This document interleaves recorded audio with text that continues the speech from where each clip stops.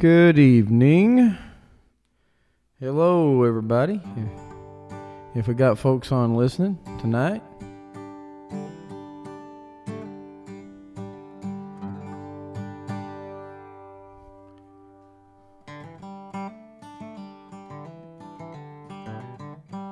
This is not my normal regular program stream. This is kind of a welcome to Live from the Hollar equipment gear chat, just chatting chat. And I'm trying out an older guitar that I own, and this is my Takamine. I'm trying to see the numbers on it because I don't have it memorized. What is the name? It's the gosh, I can't see it down in there because it's very dark. Oh man, it's the left-handed F. Yeah, I shouldn't even get a flashlight to look down into the coding. I should have this down pat though. FP360. F360S. Parametric EQ,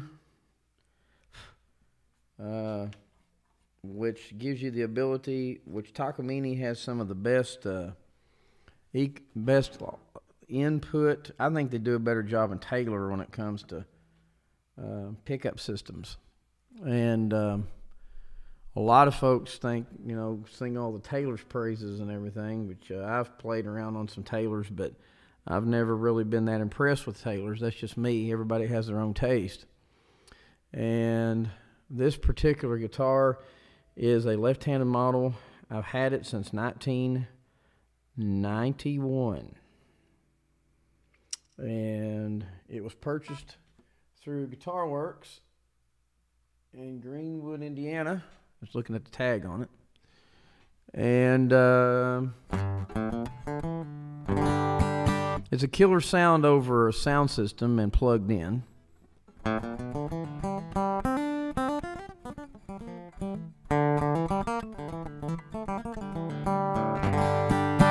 thing about this guitar is that it is now a collector's item.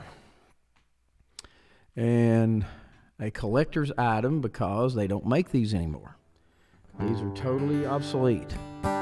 So a friend of mine said, don't get rid of it, don't sell it, don't trade it. Hang on to it. It's going to be worth money down the road. And I thought, well, okay, I'll take care of it. I've always taken care of it, like I'll do all my instruments. And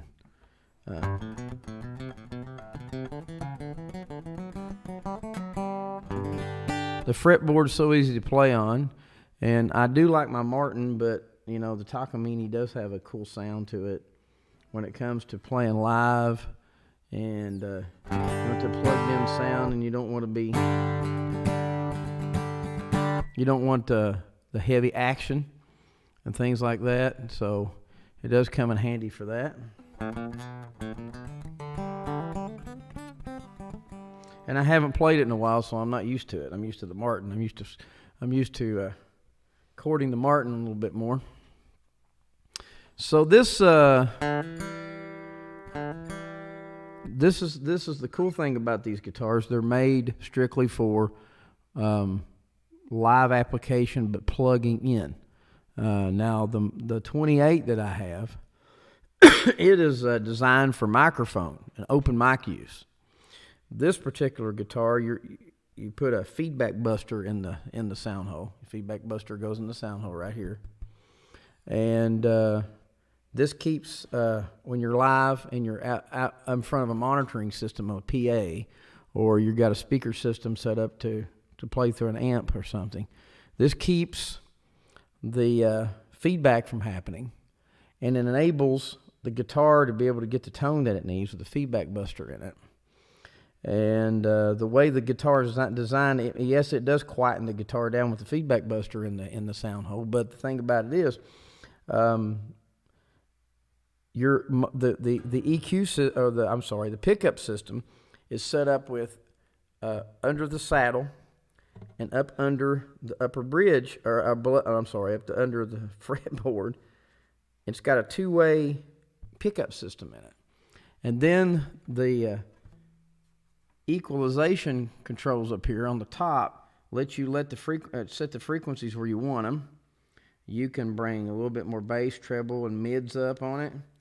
You can lower it down. You've got a volume control here. It's dusty. I'm going to clean her off. You got a volume control here to use, which enables you to be able to adjust the volume as need be going through the system, ever how you want to do it.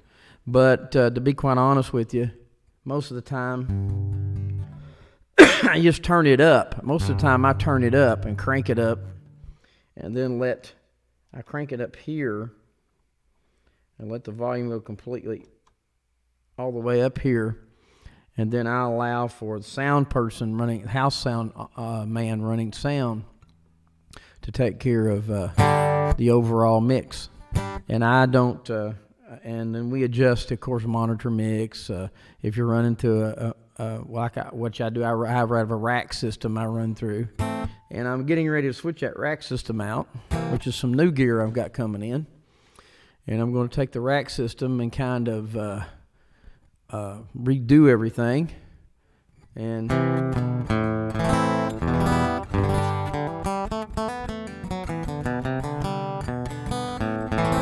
I'm going to try to make it work a little bit better for my live features and streaming occasions. But I'm going to bring the Takamine back in the show. I think I'll be playing it tomorrow night on the Live from the Hollar show, the main show they're going to be doing. I'm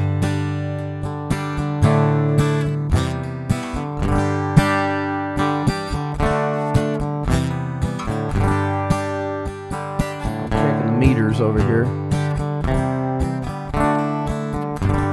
You hear the balance. There's a pretty good balance in it. Let's get the trebles down a little bit. I like a little bit more mid-rangey, low-end mid-rangey on it. Tone. And we get our frequencies here right about here. And this is where I usually keep her. At. And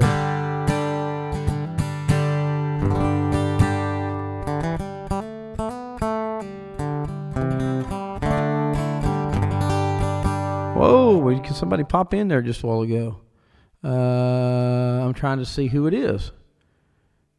Thanks for coming to my chat night tonight. Emergency?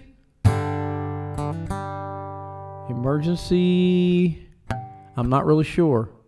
A lot of folks have handles, but it's hard to enunciate, so I'll just say emergency. Emergency, thanks for coming in and following the stream. Appreciate it. This is, like I said, I usually do music and things, but this is I'm kind of making this a just chatting for sound equipment, and I'm talking about my vintage Takamine guitar here.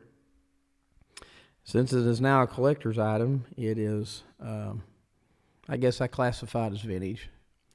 It's the first guitar that when I started playing with my band and doing live shows, it was the one I got. It's main acoustic. And then when I found out it turned out to be a collector's item, I decided, well, it's probably time for me to get a different guitar and let this one retire and not take it out to clubs and venues and all that. You probably don't want to do that. You probably don't want to take one of your guitars that's now become even though it's got some knocks and bings in it, you don't want to take it out and get it all beat up in the clubs and bars and places like that and different venues and then fair circuit and all that. So that's why I invested in the HD28, and I'm hoping to get a different pickup for that HD28.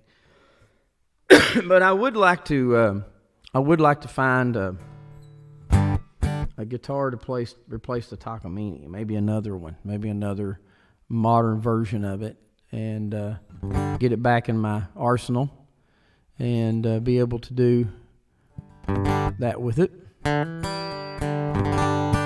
I'm not wearing headphones tonight, and I didn't get my contacts in. I thought, heck, we're just doing chatting tonight. We're not doing a regular show. and we thought we might do a little bit of stuff if my voice holds up. I've been fighting RSV.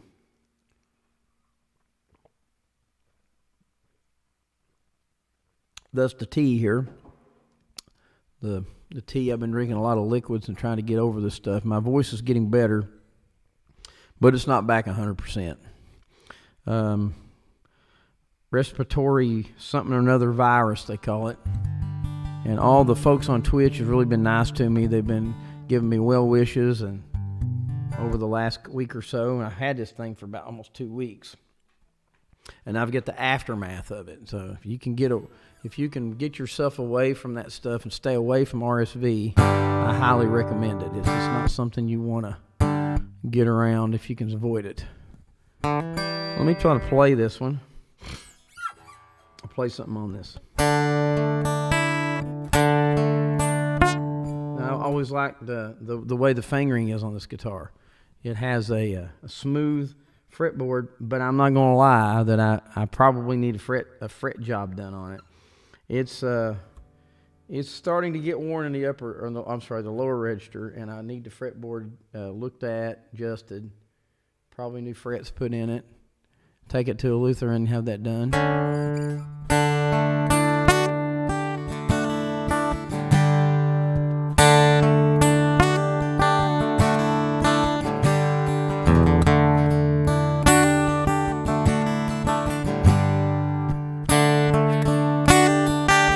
Do this one.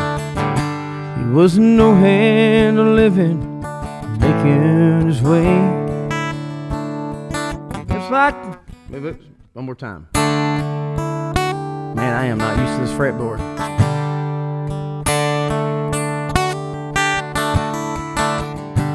He wasn't no hand of living, making his way. Smelled like old whiskey and he needed a shake. His home was an alley off Faith Avenue. If you had a minute and an hour or two, he'd tell you the gospel according to Luke.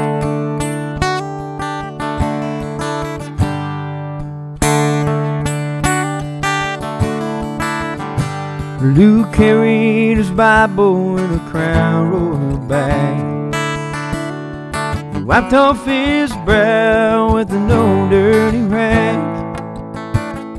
He'd tell you straight out just the way he believed. Faith in the good Lord was all that you need. I remember the morning he first preached to me. He said, give to your brother if he is in need. Offer up thanks for the gifts you've received. The treasures in heaven for the generous few. That was the gospel according to Luke.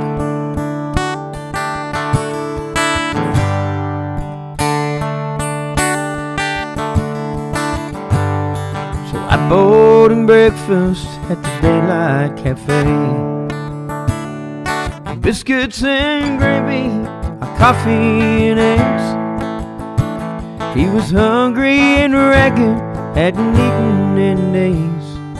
I was the one there that felt out of place.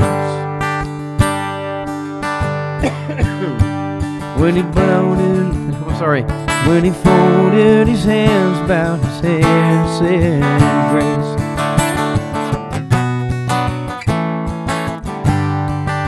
Yeah. I can feel the frets moving on this one.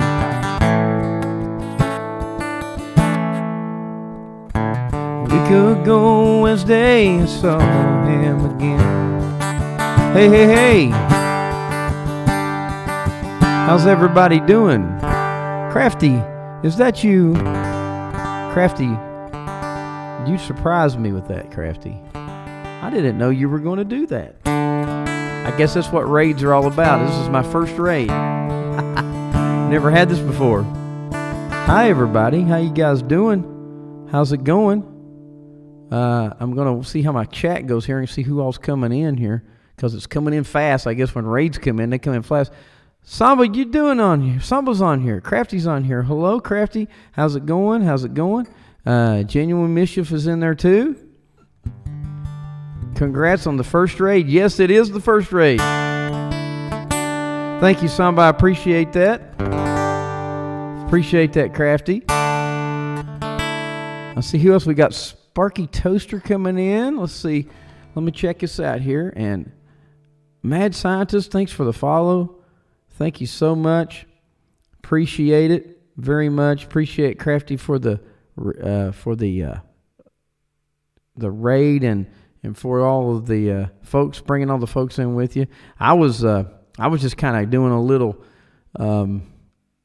nonchalant, kind of laid back stream tonight, dealing with equipment, and I was chatting about my guitar, and I had maybe one person on, I think. Hello, Ange. How's it going? I see you're on here. I'm looking. I saw the other names that are new. Let's see who's that. Purple Music Box. Hello, Purple Music Box. Thank you so much for the raid and being a part of the raid, and thanks for you guys coming in here and joining in on the raid and coming from Crafty's show. I think that you probably had a good time with Crafty tonight. I'm sure you did.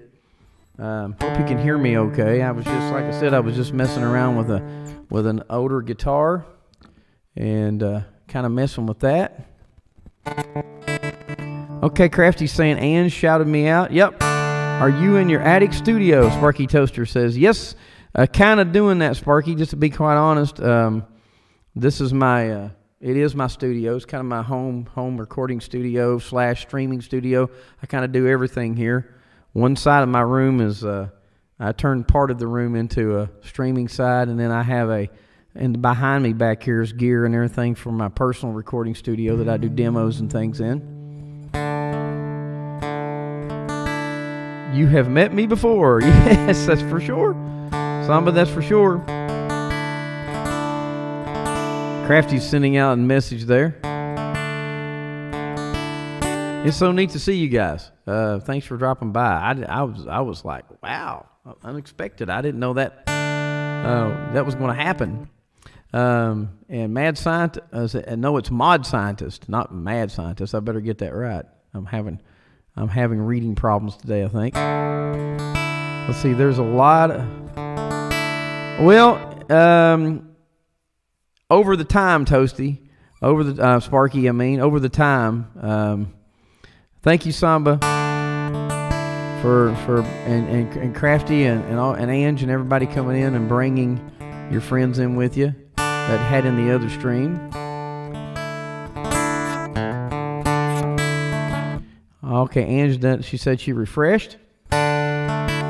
See, you guys know stuff that I have no clue of what you're talking about. I was telling Crafty the other night when I was on her show, watching her craft show, before I had to go get some medicine and go to get some rest, that, you know, I was amazed watching how she put her stream on, and how she did all that, and I was just like really fascinated with the things that you guys know about Twitch that I don't know anything about, and I am just so new to Twitch, and I'm learning all of the ins and outs of it.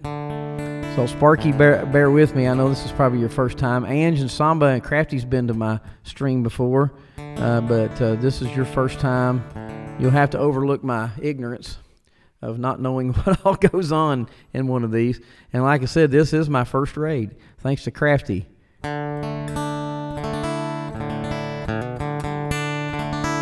I didn't know I had to do it to side of the camera. Okay, you will learn, yes. There is a lot to learn. Yeah, going right, there's a lot to learn. It is chock full of all kinds of ins and outs and everything. You'll get the hang of it. We all need to learn at one time or another. Thank you, Sparky.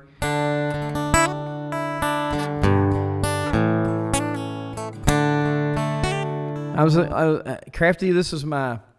I didn't get my adjustment made tonight. I moved my camera. I'm going to have to get me a little bit better stand for my camera. I figured that out, Crafty.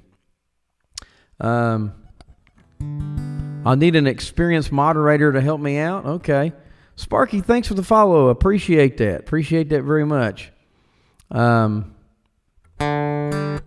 experienced moderator. Yes, y'all have to teach me what a moderator is, and I'm learning all these terms and learning all these phrases and everything. And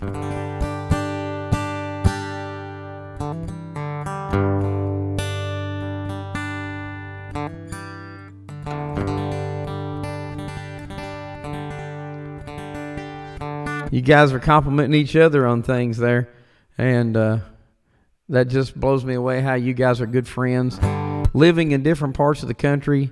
And Samba's from over in Australia, and y'all just get together and have camaraderie and everything, and enjoy yourselves when you do these streams. And I know Crafty's probably did a really good job tonight putting on a stream where you guys have learned a lot of decorating ideas, and I was blown away what she was doing with greeting cards the other night. I thought, my wife's got to watch this. I've got to get her on there when Crafty does her next one. I'm gonna have to watch for it.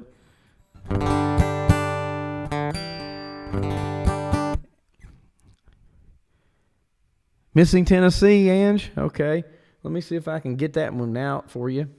Like I said, that's a doggone new one. So let me find it. My cheat chart on it. Sure, I can do that.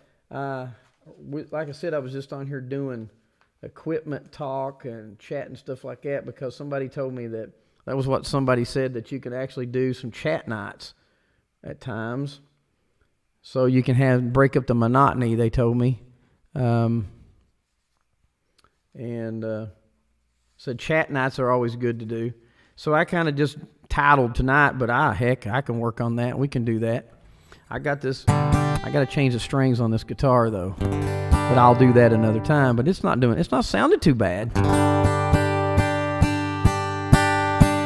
Yeah, I mean, these are old strings, but it's not really sounding that bad at all. I'll try to get a Tennessee out tonight. What I hope that between now and tomorrow night, my voice is even better healed up. I told my wife that if I'm not any better by Sunday evening, I'm going to go back to the doctor again and tell him, dude, I have got to have something to get over this for good. Do you know Diamond Rio? Oh yeah, How Your Love Makes Me Feel. We used to cover that one, Crafty. We did. Me and the band. That's a tough one to do without the band. I have not done it in a long time. Oh, I know. I'm sorry, Crafty. My bad on the camera angle. I was saying there a while ago, I've got to get a different, I'm going to have to get a different camera stand, I think. Because I was messing around with it the other night, and I had to tilt it on a thing, and I afraid it was going to fall off. So I got another stand I'm going to try out, and I'm going to see if I can put the camera tomorrow. I'm going to grab the camera tomorrow and arrange it and see if I can't get it on a swing arm tomorrow and make it better than what it is. But I get what you're saying. I can. Well, tonight's probably not going to be a good night to play it. I'm going to be honest with you, Crafty. I'm probably going to have to get a little bit better before I tackle that song. How Your Love Makes Me Feel. Marty really gets up there on that one. Now, it's a funny thing you should bring up Diamond Rio because the area where I hail from is the area where Marty Rowe grew up. His family lives in where I live, and the Rowe family all comes from the Appalachian region here. And Marty learned to sing in the same place that I started singing with his cousin Leo in a band that they ran out here in the mountains. And Leo ran a show, and Marty would come in from Xenia, Ohio, where his mom and dad moved to when he was growing up.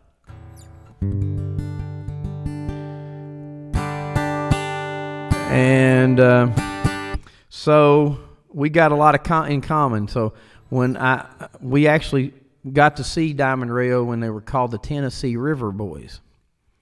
And And so we watched them in Opryland back in the 80s. And then they turned themselves into Diamond Rio, and then the rest is history. So when they hit number one with Meet in the Middle, I got up with my family and got up with Leo and them, and we went and checked out a show and watched Marty and them play. And they did a killer job live. Rio has always been one of my favorite bands. The Genes left them though. Gene, he's semi-retired, I guess. And they picked up a girl fiddle player who's from Lexington. All right, let's see here. Oh no, I'm going to try to Ange. It's okay. I think I can pull this off. I need to exercise a little bit on it anyway. And like I said, I told myself and her and my wife, I'm going to try to get, if I don't get this resistance going on, I think it might have turned into bronchitis. I hope not, but I think that's where it's headed to. It goes, Missing Tennessee goes like this.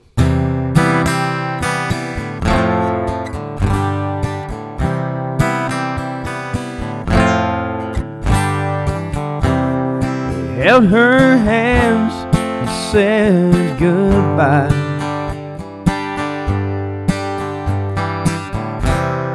Tried so hard not to cry. He said, I love you so. Wish you didn't have to go. I'll see you soon. Won't be far behind. He made his way out through the door. It sure won't be like it was before.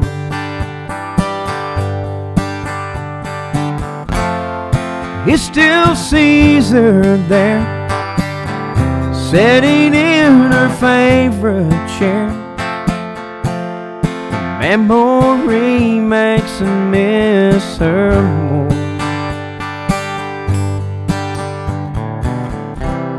He thinks of those cool fall nights, sitting by the fireside. The wind whispering secrets through the trees, telling stories of a true love rained down from above. He's sure missing Tennessee.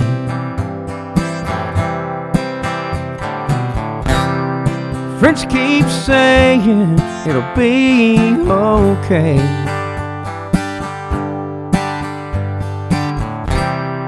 He'll be back with her someday, buying flowers from her favorite store, just like he's done before. He kneels down by their stone to say, I still think of those football nights when we sat by the fireside.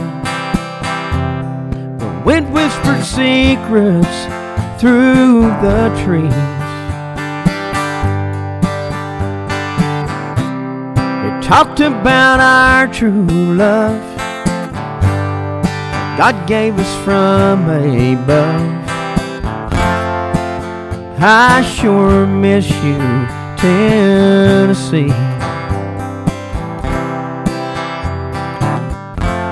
I'll see you someday, Tennessee.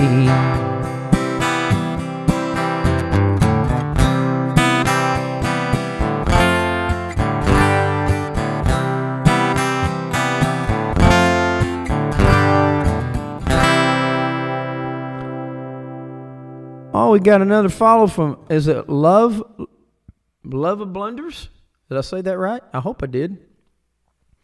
And let me go back. I'm missing some comments here when I got in the middle of that song.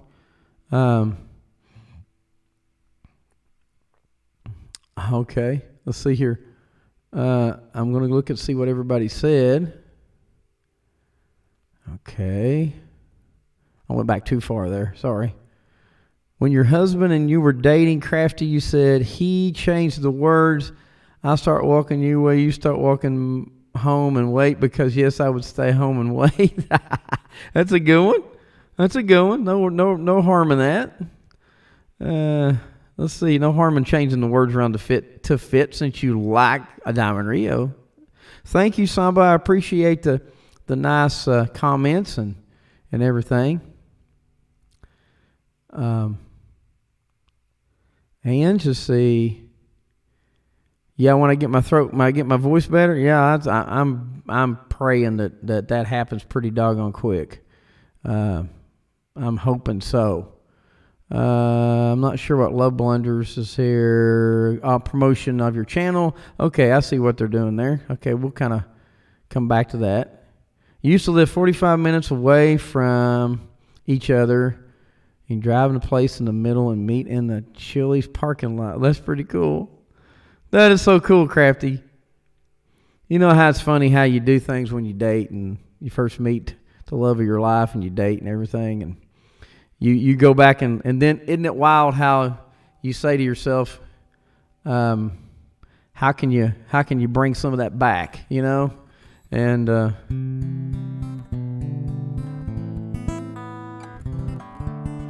he would say, we'll meet in your driveway instead of the middle. Okay. That's cool. See, Samba says, I did the same thing waiting for my surfing husband. Ooh, your husband surfs, Samba. Cool. Oh. Now, let's see. There we go. Todd, that was shorter. And to drive, it was shorter for him to drive to my house than for me to drive to his house. Oh.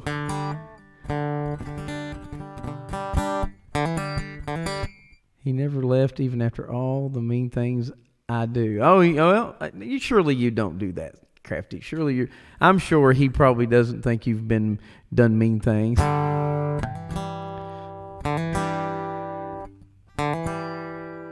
Oh. I never left that.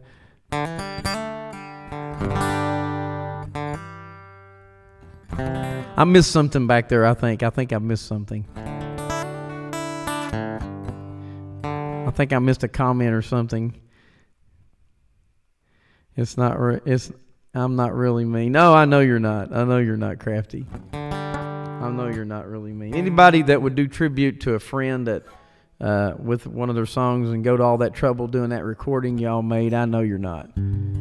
That was really neat what y'all did for your friend, and the video and everything that you guys made. That was really cool. If you bring home another dog, he's moving out, so I told him not to tempt me. Oh goodness. Oh my goodness. Yeah. I'm always saying that, joking around with my wife, and I forget, one time she said something to me about, she said, where was you at? I didn't answer my phone, and she said, what was you doing, going and meeting with your girlfriend? And I said, yeah, I played along. I said, yeah, that's what I did. And I said, yeah, the busty blonde, I said, that was from town. I said, yeah.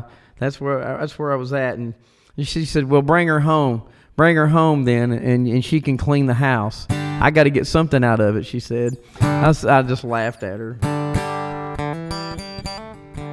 You did an audio song last night for Poker Bob. We covered one of his songs for his birthday. Oh, that's cool. That's cool.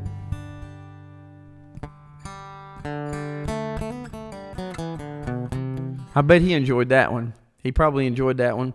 I popped in there for just a little bit before I had to go to sleep, and I've been trying to get some sleep through the weeknights, a lot more than I do on the weekends, I guess. But because I'm doing streaming stuff like that. And I took some meds and headed off to bed. But I stopped in there when I saw Bob up, and I saw some of you guys in there and said hello to everybody. But I didn't get to stay very long.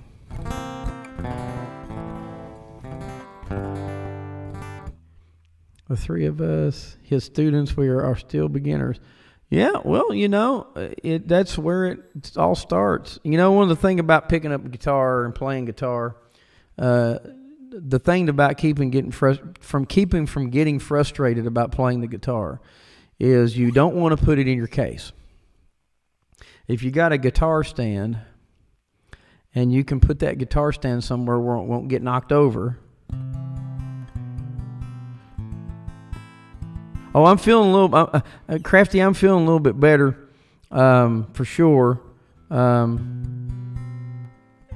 feelings and stuff like that, as far as like being tired and stuff, isn't bad, but it's just getting my voice back to 100% is what I'm trying to get back to doing and everything.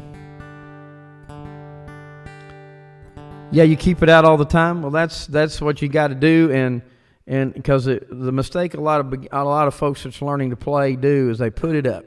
They put it up and they say, well, I get frustrated with it and I put it in its case and I put it under the bed or I put it in the closet. You can't do that if you're learning. You got to just leave it out, maybe on a good guitar stand that makes it nice and safe, or you can just put it in its case and just leave the case lid partly shut, but put it somewhere like on a table or something, or near the bed or something in a bedroom, wherever you're picking at, where you're playing at. Drink hot tea with honey and lemon. I will do that, Crafty. I will do that. I'll do that. Yes, so you're doing the right thing, Crafty, about keeping the guitars out, because I'm going to be honest with you. That just makes you go right back and pick it back up again, because when you get frustrated, and if you get frustrated with a chord or a pattern or maybe even a set of scales, maybe Bob's got you doing some scales, that's quite possible. Just put it down, go do some of your craft things, and then take a break from the crafts or whatever you're doing and come back and pick the guitar back up. And just keep doing that back and forth, back and forth, back and forth. You're not only Crafty Rhea, you're Nurse Rhea. That's cool.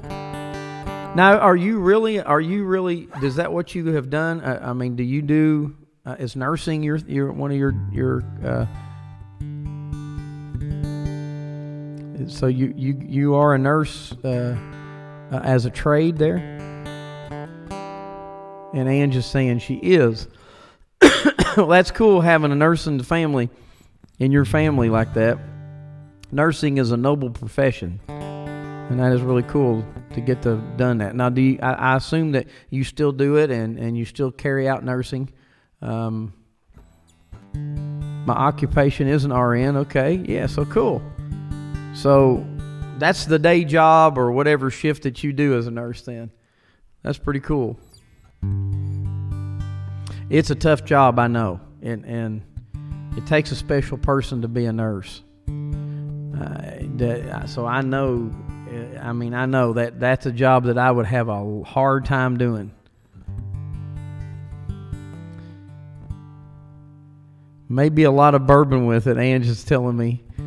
Put some bourbon in that honey and lemon and tea, okay? Yes, but you're fortunate it can work from home. Oh, really? So you get to do that from home.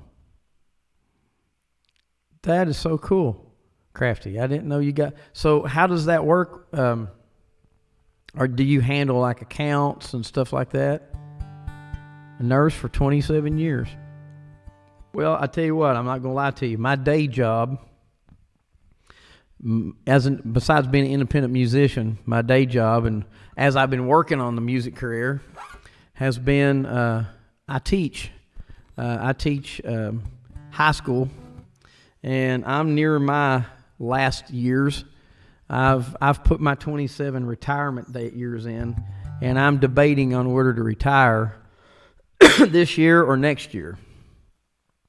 And my wife and I said we're going to go down to our state capital and check in on it and everything. So I may be hanging it up, and if that be the case, I'm hoping to get back into doing music pretty much full time if I can, and just enjoy the pension coming in and do shows and everything to supplement the pension. So and try to get the music going full time off the ground.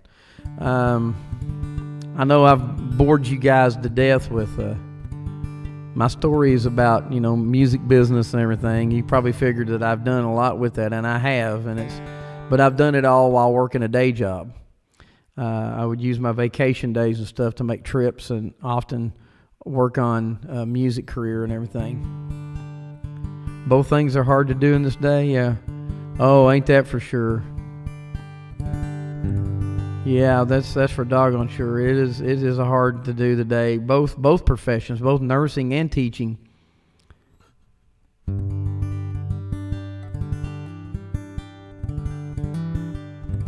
So, what do I teach?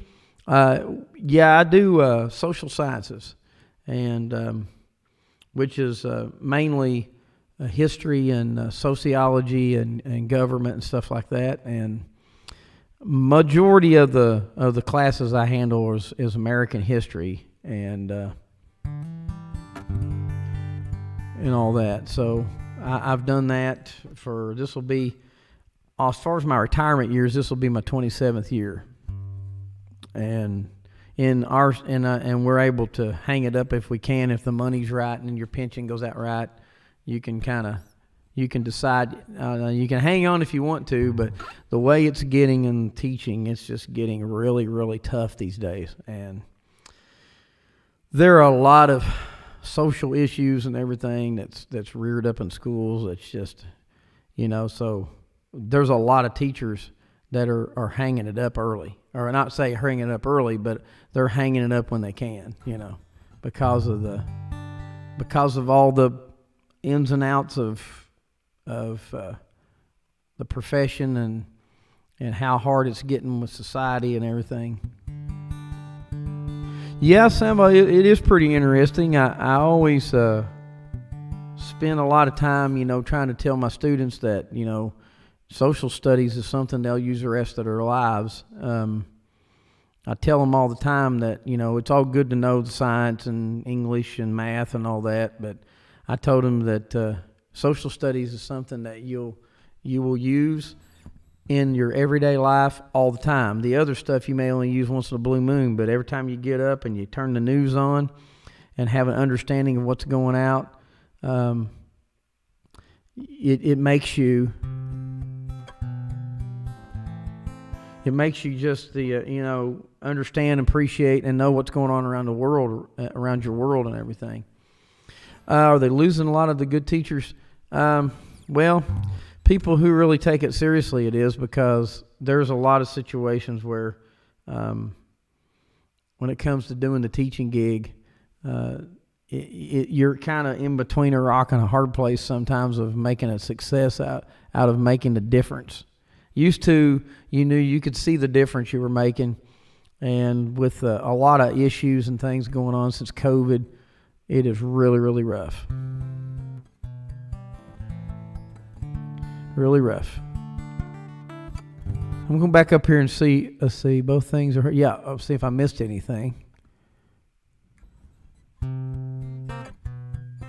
Caseload of patients and call them every month. I work on patients with chronic conditions. Oh, bless your heart, Crafty. I didn't catch that when I went back up to find that. Yeah, man, that's wild. So you always said it, when you're talking about chronic conditions, this will be folks that are dealing with like heart conditions, just any kind of situation that they're having to stay at home and they're having to like doctor severely at home. I bet that's what that means. I'm just guessing, but I have a friend his wife is a traveling nurse. She travels, and last time I checked with him, she was out in California and doing the traveling nurse thing. He stays home with the kids and does accounting, and with his dad's accounting firm, and she does the traveling nurse gig. So I don't know how that works. That would be a lot of running, a lot of going and never really getting to enjoy the family by doing that. So that seems like, Rhea, you got the ability to.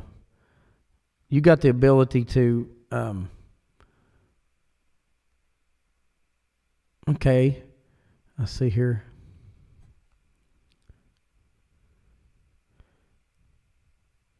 Yeah, Sparky, I agree with you on that, buddy. I wouldn't. You're right. The news does have a lot of. Yeah, it's not news. It's opinions of the news reporters. I kind of like Newsmax pretty well. If I watch the news, I like to get a hold of Newsmax because they just kind of tell it like it is. They just report it as it is, unbiased. They don't try to sugarcoat it or do their own little take on it. They just report what they see happening, which is pretty cool. Used to watch it, and it makes me very stressed. Yeah, it does. It's these days. You guys are right. These days it's really been a hassle watching all the things that go on in the news.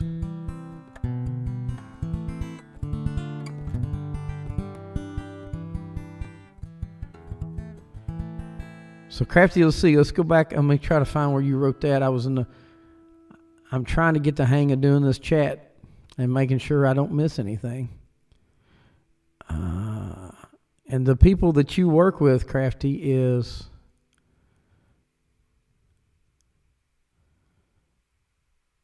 Yep. Okay. Diabetes, heart conditions, hypertension. Okay. Some of them still work. Okay, I got you. So you just get to check in with them and make sure that they're okay. Streamlabs, no subscribe button. Oh yeah, sorry about that, Samba. I've not gotten my affiliate all the way yet. I'm hoping that you guys coming in and talking to me tonight is going to help me with that. I'm 2.47. It says I'm 2.47 away from my concurrent viewers. I don't have a clue what that means. I'm assuming that's you would have the same viewers returning. That's what I get out of it. And then I've got I had my hours streamed up there. Then it bumped me back one to 7 from 8, and I had the 8. So I'm thinking tonight will get me back up to the 8. I have this Twitch has got me twitched. Pardon the pun. It's got me twitched. Trying to get the hang of it. And something or another about having that many watchers come in, and keeping that like on a regular basis, and that's supposed to help me get over to, it's got me twitching, that's for sure, Ange. It's something or another about if I get that level, then I'll go on up to affiliate. I got the followers, I got all that, but and some other requirement, but I went backwards on the hour stream, and I'm going, wait a minute, what are you doing to me? What are you making me go backwards for? Because I earned that, and I guess it has something to do with the days or something. You need to get at least 3 viewers watching for those 8 hours. Okay. Well, I'm hoping maybe tonight we'll do it, and tomorrow night when I do the actual Hollar show tomorrow night. I hope. I keep crossing my fingers. At least I hope so.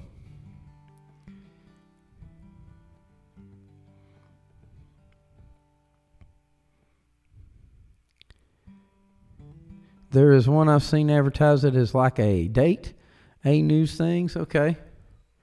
You know what, guys? You mentioned something the other night about just keep going into other shows and get to know people. You'll get there. Thank you, Sparky. I appreciate that advice. And I've been doing a lot of that. I've been on Crafty's, watching Crafty's show. I've been on Bob's show. Frank. I stopped in at Frank's. Frank was the first guy who really he gave me shout outs and everything, and he really befriended me. And then I met some of you guys on Frank's show. That's where I first met you guys. 8 hours in 1 month, over 7 streams, I think. Yeah, that's what I kept seeing. Now, I've got the streams, but it's something happened to the hours. It bumped back down to 7. I'm going, why are you bumping me back down to 7? I just did one the other night. So I wasn't for sure what was going on with that. If you're here and not following, please click follow. Yes, thank you, Crafty. I appreciate that. Then when you see D. Messergon, just go and give him an alert so he gets the credit that you're here. Yeah, that would be wonderful, guys, if you could do that over the weekend. Because once I get affiliate, then my subscription buttons, I hope everything is supposed to come in. That's what I read anyway. Oh, you got Frank on now? Okay, Samba, I get it. Yeah, you got to go say hi to Frank. I get you. I didn't know Frank was on right now, and you definitely, I mean, I get it. You go and say hi to Frank. I'll be looking for you. Oh, John is in the house. Hi, John. Drop in and say hello. Well, how you doing, John? If John, you're going to have to forgive me, buddy. I know it's the first time you've been in this, and this has been like tonight was just kind of a chat, equipment chat. And then we got to chatting about all kinds of stuff. And John, I would give you a shout out. I can do it verbally, but I don't have a clue how to do it on the chat room. I hate that. I'm sorry, buddy. Like you and Frank know how to do. I am learning all this Twitch stuff, and I need a major tutorial video that tells me how to go in and do shout outs and all that fun stuff. And all that fun stuff. So John, please overlook me. So guys, if you are, which most of you in the room probably know John, and you probably follow him, and that's great to see you. It's great to see you, John. Great for dropping by and saying hello. Welcome anytime. And I know sometimes you're streaming when I'm streaming, and it's kind of hard to do that. So it's good to see you in my chat. Or coming into the stream tonight. Appreciate it. And my gosh, I get so entertained when I go to John's show and watch him. He blows me away with all the things he does. And the other night, a thing popped up because I'd been watching his show. I got this little points built up. I started learning, okay, so if you watch a streamer stream, you can build, and John's got his room set up where you get points. And I got these points, and it said Mandalorian request or something like that. And so I clicked on it, and John's, just some look on John's face. He goes, "Oh, somebody's requested the Mandalorian song, or singing as a Mandalorian, or something like that." In the helmet, so he has the Fett helmet. That's what it was called, and he has a Boba Fett helmet. And if you click on that, he does a song inside of a Boba Fett helmet. And I didn't have a clue. The Fett Challenge. Yeah, the Fett Challenge. That's it. You added a couple songs today. Haven't heard in a long time. Added a couple songs today. Haven't heard in a long time. Going to see if John's got them on his list. Yep. He probably has it. Between him and Frank, they've got oodles of songs. Me, I'm just a newbie. I'm just getting started incorporating my original material from my albums into my stream and incorporating covers that I've done in the past that I know really well and trying to get that out there and get things going.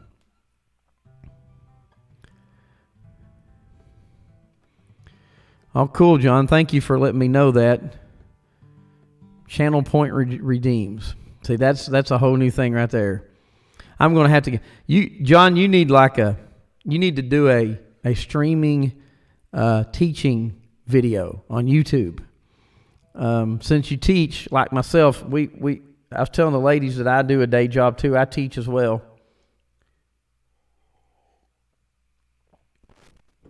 And since you do that, it would be an excellent thing. Yep, I do social studies. It's mainly American history mixed with a little world. They kind of made in our school system, they kind of made a combination of different topics and blended it together in order to get them all in.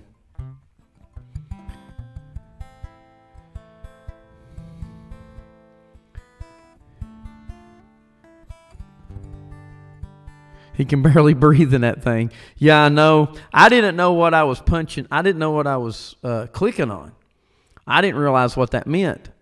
And it said if I had known the FET challenge was that, John, I wouldn't have done that to you. If I'd known that you were going to have to sing in a helmet, by clicking that button was going to make that happen, I would have said, "Oh no, I can't do that." I had no clue. I thought, "What's the FET challenge?" I thought, "What is that?" I thought it must be some kind of a tune or something. So I thought, okay, and it's telling me I can with the points I've earned, I can request that. So I thought, okay, it must be some kind of a song or something. So I did it. I had no clue it had to do with you wearing a helmet, and I would have never done that.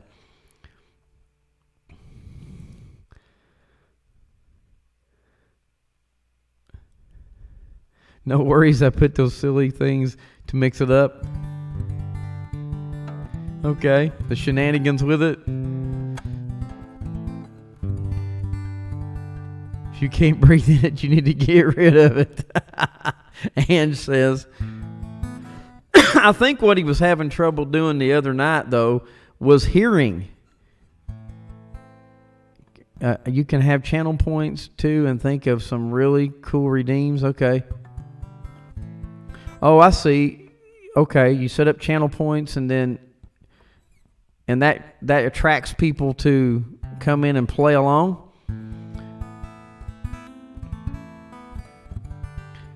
Well, I'm all open for learning about all this. I am definitely in a newbie mode, that's for sure. Trying to get used to this.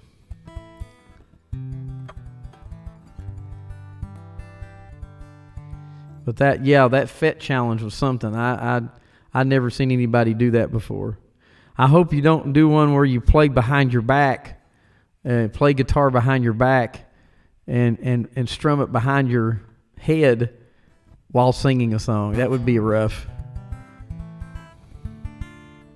It encourages people to participate in your chat. Oh, cool.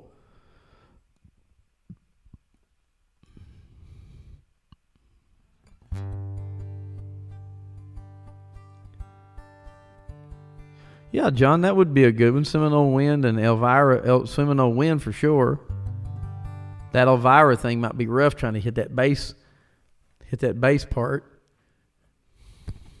Although I've been able to hit bass notes really well over the last week with my condition.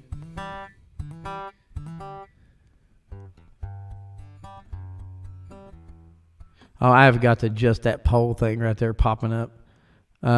I was just messing around with my alerts, and I thought somebody said put a poll in there, and I did that, and that thing pops up, and I don't know. I didn't know it was going to do that. I need to go in there and take that command off.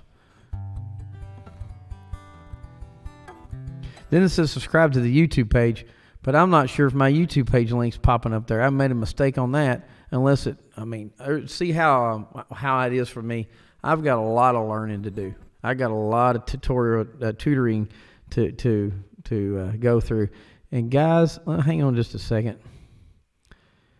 Oh, that's some other setting. I think Ange and Crafty, you all mentioned something about slow motion the other night, and I don't know if I took that off. I did reduce the mods back. I did pull back on the modifications and make them go down so that okay, Samba, thank you for being here. Thank you for dropping by. Bless your heart. Thank you from all the way from Australia for dropping by here. Well, thank you so very much, Samba. I really appreciate it. You're just a great a friend across the pond, and I hope you enjoy Frank's show, and I know you're heading over to say hello to Frank and all that. So I look to see you tomorrow night when we do the original live from the Hollar show. I've got a lot of my old followers going to pop in there tomorrow night.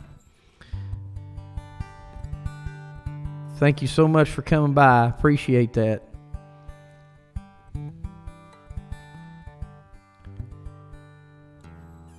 Usually listen to Sirius XM channel 63, but with my husband in there, we listen to older country. I got you. People you don't hear anymore. It was great. Yeah, there's some good Sirius XM stuff on there that does a lot of that. I've cut my teeth on 90s and early 2000 country. I just can't seem to get into this bro stuff. I don't know. It's just not been it just don't seem like country music to me. And so it's really been hard to deal with that. But I think that's one of the reasons why Taylor Swift is doing so well. She's not really what you call bro country. She's got her own little sound going on.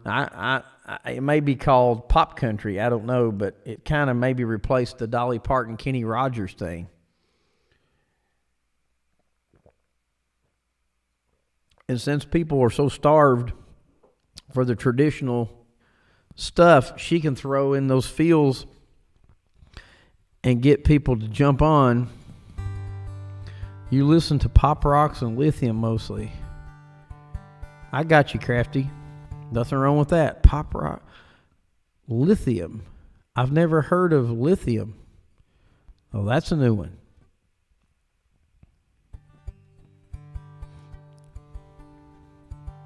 I kind of mix it up when I do a show. Cover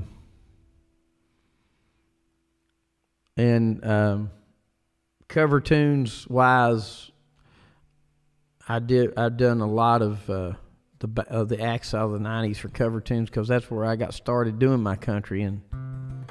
But I grew up on 80s country. Ricky Skaggs, Randy Travis. Lithium is a grunge channel. Oh, okay, I get it. Oh, you're listening to grunge music. You're not into the Metallica stuff, are you, Crafty? That might be why you got that. You enjoy the electric guitars. And Crafty, you need to get you, if you like that style of music, you need to get you a tube screamer, they call it, to go with your guitar. A Noble's tube screamer pedal. That you can get the hard drive and the distortion going. Of course, Bob can tell you all about that. Saw Ricky Van Shelton in concert. Well, that's cool because I got to open for Ricky Van. That was really neat to get to work with him. He was a nice guy. He's semi-retired. He moved back to Virginia. He's not living in the Nashville area anymore. You have a tube screamer. There you go. You're already set up then. Mine's a Noble, so I've got a Nobles over here on my pedal rack. And I like to use it on my Les Paul and my Strat. And my Telly. You got a Boss distortion? Cool. Now, some of the other stuff, Crafty, that I've got, you ought to get you a Wampler. Try a Rampler pedal. Check out some of the Wampler pedals. He makes some good stuff. He's got some good tones and sounds. One night when I do an equipment night, you drop by, I'll show you the pedals I've got, and I'll use my phone camera where I can move around, and I'll do a stream. Well, we'll talk about gear, and I'll show you some of my pedals, and you can pop in and see some of the pedals I've got. And I'll throw on my guitar, my electrics on. I may have to get my wife to help me out holding the camera, but I'll throw some of the pedals and let you hear some of the sounds that I've got that makes, and you might find some that you like. Brian White, Neil McCoy, Ange. Now I worked, my good friend Barb, who usually comes to my online show, she likes Neil McCoy. She is a Neil McCoy fan. She's friends with Neil McCoy's mother. She chats all the time with Neil McCoy's mom. And she's a big Neil McCoy fan.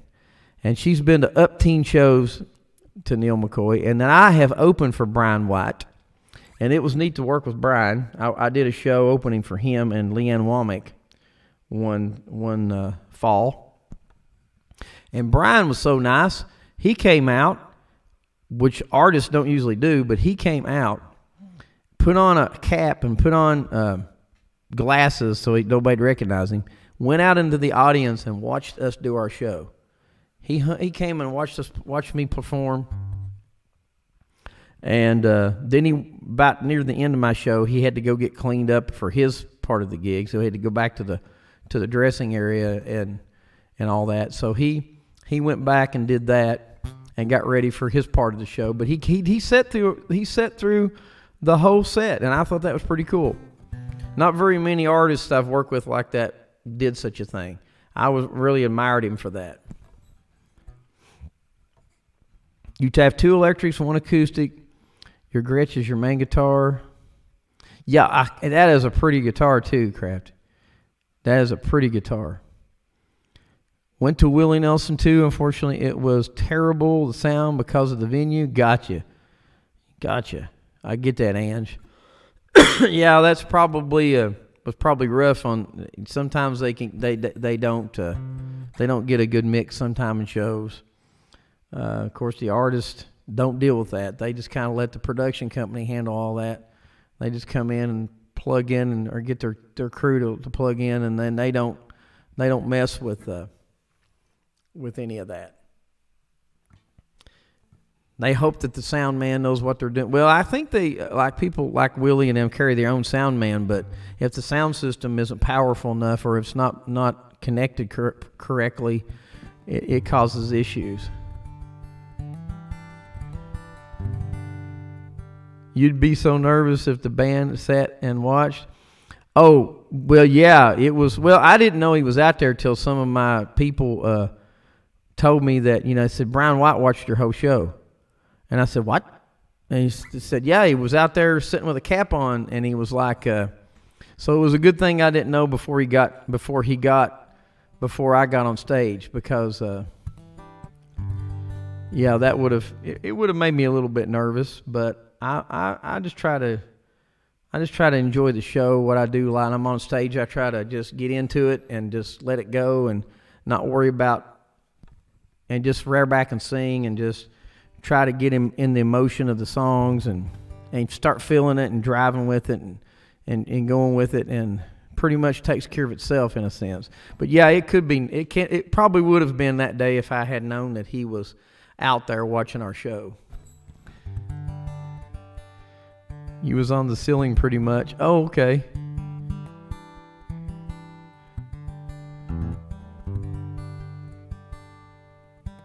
Let's see, Ange, I'm missing something here. It was terrible, the sound, because of the venue, and you were on the ceiling pretty much. From the sound was like blasting you away, Ange. Was that what you were experiencing? Yeah, Crafty, it was pretty awesome to get the man to come out and pay attention to what I was doing. He must have liked what I was doing, and he would have got up and left earlier if he didn't like it. So I thought that was pretty flattering. They said they told me he sat back there and watched almost all your whole set, and I thought, oh, you were in the nosebleed seat. Sorry, okay, in the ceiling. I see what you mean, Ange. You were in the nosebleed seats. I was in the nosebleed seats watching Paul McCartney in 2019 at Rupp Arena in Lexington, Kentucky. That was the closest I could get to him in his Freshen Up tour. And so, yeah, and those nosebleed seats cost me $160 a piece. Well, what are you going to do? It's a Beatle, you're going to pay all that money for Paul McCartney. I guess it was kind of worth it. That's the first time I ever paid that much for a concert in my whole life. The seats, let's just put it this way. The seats closer to the floor were in the 300 to 500 range. And right down on the floor at that show, I checked my Ticketmaster app. And by the time it was an hour before the show was going to start, there were still some openings showing up on the Ticketmaster app. And down on the floor, there were people who had paid $1,500 for a seat. And I thought, oh my goodness, who has got $1,500? I know the man's a legend.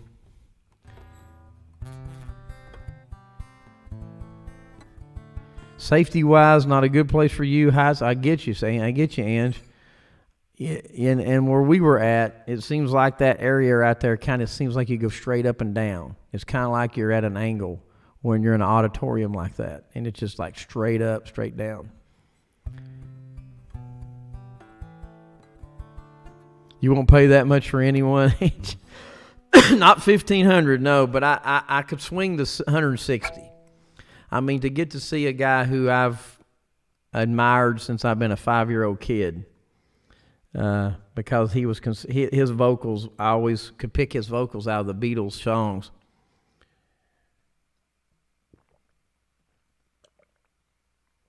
And Paul kind of stuck out as to me, one of the bigger artists of the Beatles, the sound the Beatles made. And I thought, okay, I can do 160. We can handle that.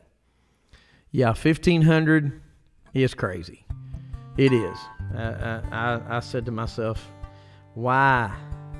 And I know he can't do anything about that. I know the artist can't do anything about that. That is scalping prices. And Ticketmaster is really bad for that.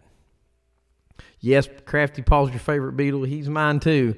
I mean, I like John and everything, but I mean, he was okay. I mean, I'm not saying taking anything away from John Lennon, but because he was considered the leader of the group because he started the band first. But and Paul was the one. I'm just going to be honest with you. Paul was the one that kept the Beatles going. And I'm just going to flat out tell you because I know I studied the history of that band, and McCartney was the one. He was the workaholic, and Ringo Starr will tell you that. If you ask Ringo Starr, he'll admit to it, because when they got really making big money, and I mean really big money, John kind of just like wanted to slow down, and he just kind of wanted to just like live off the money they'd made and just chill. It was getting hectic on tour. They decided not to tour anymore, and because of the crazy girls trying to grab them and try to pull things off their clothes, try to grab pieces of their hair, and first one thing and another. And George Harrison said at first, he said, George was kind of afraid somebody like a jealous boyfriend was going to do something to him or something like that. They said, this is crazy. We can't even walk off the stage without getting mauled. And he said, I don't think we should tour anymore. And they all decided, okay, let's let the music tour itself. So that's when they made the Sgt. Pepper album. And but John it just seemed like John just got laid back. He met Yoko Ono, and he just kind of his artistry was just, I want to take a break, or I just want to slow down. But Paul McCartney was like, dude, we got to do some more music, or people's just going to, the way this business is, people's just going to forget about us. And so Paul was always, come on guys, let's make another album. And Paul wrote most of it, of the latter year stuff. He wrote most of the songs on the latter albums, to be quite honest. And in the Get Back documentary, if you get a copy of that, you see him go home. And me and my friend Don Gatlin was talking about this. You see Paul go home that night after they left that one day, and they show you the calendar dates on the documentary. Like, they've been at the studio all day, and the filmmakers who documented that show how McCartney goes home. He comes back the next day with 4 different song ideas, and all 4 of those ideas end up to be songs that go on the Get Back album. And he put 4 ideas and 4 starts of songs together that night at the house, while the rest of them went home, watched the telly, and kicked back and chilled with their families and stuff. Paul gets on the piano and starts writing 4 tunes in one night and brings it back the next day. And I thought, holy cow. And they all 4 end up being on the album. And I thought that was wild. I'd have to go berserk if you had people coming at me like that. Yes, and you're right. People coming at you like that. Yeah, I mean, they were afraid for their lives. They were definitely afraid for their lives. You love Paul's solo stuff and stuff with Wings Crafty? Yes. His solo stuff, the Wings stuff. I never understood why he did Wings, but and I heard him in an interview say the reason that he did Wings was because when the Beatles broke up, he said, "What do you do now?" And he only knew one thing to do, and that was form a band. But he didn't think about, and it might have been because solo acts weren't that popular at that time, and that would have been 1970. And so he just said, "I'll put another band together." And he had some friends, and then his wife Linda, and that's when he formed Wings. But I thought to myself, why didn't he just say it's Paul McCartney? But he said that he didn't know how to handle doing that. He didn't know should you do a solo? Can you do a solo? Can you survive a solo career? So he thought a band was the way to go. And then as time progressed, he realized some of those members of Wings had their own things they wanted to go do, and so he just segued it into Paul McCartney, and he just did it as a solo after that. So it's he said it just kind of developed into a solo thing. So I kind of thought he should have just went solo to begin with, but who knows? I wouldn't know what the business was like then. You were born in 70, Ange? Cool. The Beatles broke up when you were born. You were born on a unique year in the music industry. And that's a good year though. That's a good year to be a good solid year to be born in.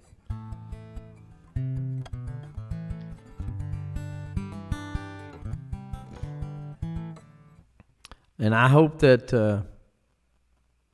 McCartney gets to come back around again, because we're hoping to get to see him one more time, and hope he don't hang it up. See what I do to people, LOL. Okay. Oh, no, Hands, you didn't do that. I didn't mean that at all. See what you do to people. You make bands break up.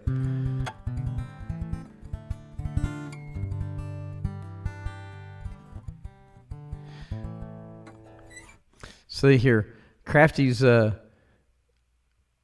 real quiet and probably fixing something, probably working on something. She's working on a new idea for her next stream. I get it.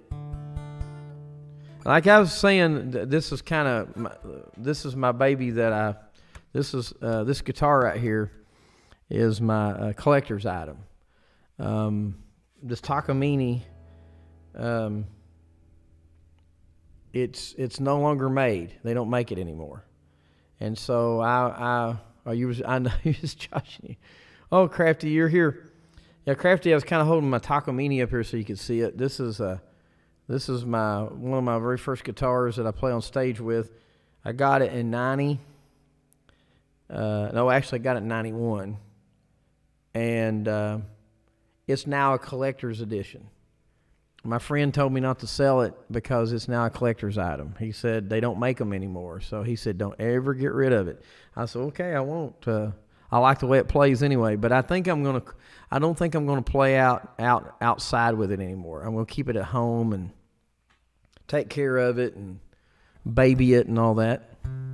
And just play it on the stream shows maybe and write songs with it and stuff like that.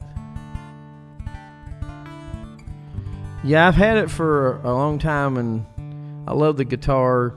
It needs some fret work. It's got some worn frets up here, and it needs some fret work done on it. The frets are starting to wear in places. I'm going to have to take it to. I want to take it down to Nashville and let Joe Glazer work on it, and let him put it on his Plector's machine. It's what he can do with it is he's got a machine that'll take the frets And he'll put the frets in it. It takes strings off, of course, and everything. And he'll put the frets, all brand new frets in there. And he hooks it in a machine and puts it up right like this.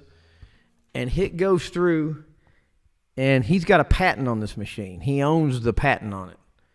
And it goes through and it shaves all the frets at the same time and gets them exactly so many millimeters. And it cuts the frets down to exactly where you need it for the guitar neck. And if you do it by hand, it takes you forever to file down these frets when you put new frets in and get them shaped to where they need to be. And you have to use measuring tools to measure them and make sure that you get them on there right and everything. So his plector machine is owned by a bunch of different guitar stores and guitar factories, and he has the patent on it. He invented it. So he's sitting pretty good in the money. That's Joe Glazier. He lives in Nashville, and he has a...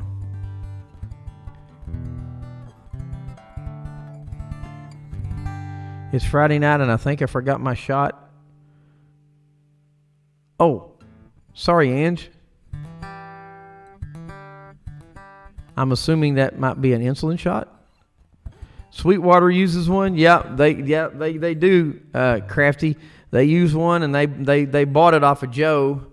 Actually, he just has a company that makes them, but he invented it, and he has a shop in Nashville. Joe's like a guitar Lutheran to the stars. He built Ricky Skaggs' Mandocaster. My friend Don Rigsby, who plays bluegrass, he's got one of those Mandocasters. And Joe did my Telecaster I got sitting over here in the cases you can see behind me over here. Joe put the Brent Mason configuration in my Telecaster. I took it down to him, and me and my brother went by to see him. And he took my telly and he put the 5-way switches in it and put the Brent Mason configuration in it. Brent Mason, if you're into guitar players, Crafty, Brent Mason is Nashville's one of Nashville's top session players, and he's pretty well known in the town and outside of the town. And and he came up with an idea of having this different pickups put in a telly, because he said he couldn't afford more than one guitar at the time. And so Joe did that for him and designed it that way. And he put a B-bender in it where you can pull the guitar down and make a bending sound like a steel guitar. And Joe's known for that. And I've never changed my strings on my Gretsch since I got it set up last January. So 13 months. Well, if they're not too bad, Crafty, if they're not too bad, you don't have to worry about it. What size strings do you use? Do you have 9s, 13, or 9s, 10s, or? I didn't mean to say 13. Yeah, Joe's got a nice shop down there. He's a really nice guy, but he's rolling in the dough when it comes to that plector machine. He's really got like he takes a trip with his wife and they'll go to places like, with the money he earns from doing his career and everything, they'll go to like Italy and Ireland and stuff like that all the time, and he just takes off and takes these wild trips. 11, okay, maybe 11s or 9s. You ought to try you a set of 9s. They're pretty good. I would try a set of 9s on my electrics. It makes for good on those bar chords you're talking about. You know, you say those bar chords give you fits. Try you a set of 9s, and I recommend Diodario. That's my string of choice. I love that. I've tried all kinds of strings. I've tried Martins. I've tried GHS, Boomers, the whole 9 yards. I've done every kind of string you can think of, but I don't think anything beats the Diodario strings. They're my go-to string. They are the thinnest they would put on it, okay? They probably put 10s on it, but if you can get you a set of 9s, and you lay them fingers on that fretboard with them 9s, and you'll be going, oh my gosh, This is so cool. I can just lay my fingers on there, and it's not hard to chord those bar chords that you're learning from Bob. So I highly recommend a good set of 9s, and get those on that Gretsch, and you're just going to love the way it feels. Yeah, they probably are 10s that they feel a little, if they feel a little rough or a little heavy to your fingertips. They probably are 10s, because I got a set of 10s over here on my Gibson Les Paul. Sweetwater put it on there, and I'm not liking them too well, but I'm going to keep playing on them until they wear out before I change them out. I really don't want to waste a good set of strings. So you hate bar chords. I know, but they're a necessary evil in guitar playing. So that's the only thing about it. Sometimes you have to use them. So that's why I was saying you probably would like them, not be disappointed in playing them if you had a set of nine level strings on there, and it would help you with those bar chords. Plus, the 9s are cool when you're wanting to do lead stuff and learn some lead stuff and bends and stuff and bend the strings and all that. And you do all that, and lower the action as low as they could, yeah. And then that's okay. You can still put the 9s on there along with that low action, and you'll just fall in love with the how it feels on your fingers. I put, as far as my acoustics, I put what's called the Diodario Custom Lights. They're a combination of medium gauge strings mixed with light gauge strings. Some of the strings are light gauge range, and some are the lower ends are more on the medium side. And what that does is it splits up the blend. It splits the blend up, and I get a killer sound. And I think they're called J26 number Diodario strings. I believe they're called J26s, and they're called custom lights. And I love them. I love the way they feel, and they're not too heavy. They're not too light. Bob has me practicing scales this week. Gotcha. They open up all songs. Okay. That's cool. And yeah, the scales help you get into lead playing and riffs and stuff like that. I need to do a lot more of that. I need to take the time to sit down, and after I eat supper, just sit down and get one of my guitars out and just start running scales. Of course, I drive my sweetie crazy, though. I had to do it somewhere where she don't listen. She wants me to play something. She don't want me to just sit and do scales. But so that's why I have to do that and go in another room and do it.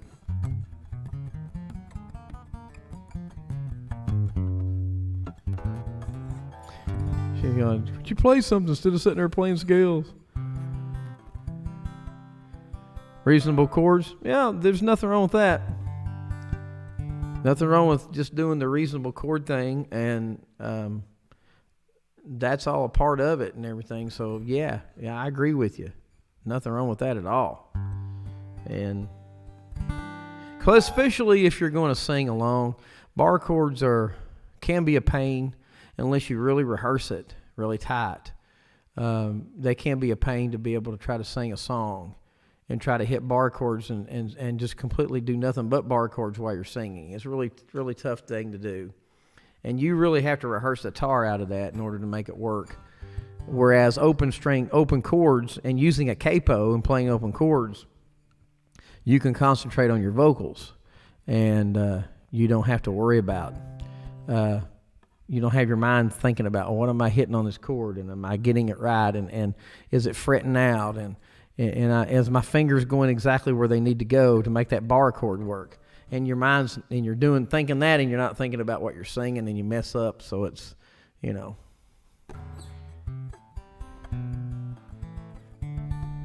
But I know where you're coming from. Very much so.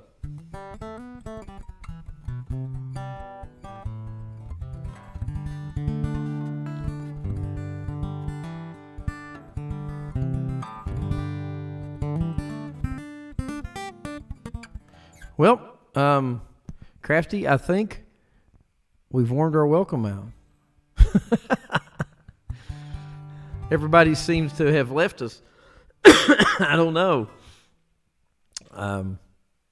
This has been an odd. I didn't know. So somebody told me you ought to do just a chatting. Somebody told me. I think it was just a guy told me. Ange is still there. She's back. You ought to do just a chat night. And I said, can you do that? And I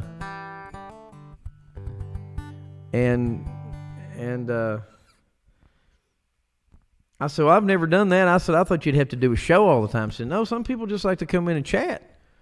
And I said, okay, well, I'll try to work up and see how that goes. And I thought, well, the best thing for me to do with that would be talking about like equipment and gear. And that's why I started off with this guitar. I was using it as my focus point tonight. And I was going to segue over to my mixing console. But I guess I can save that for another time, as far as the mixing console is concerned.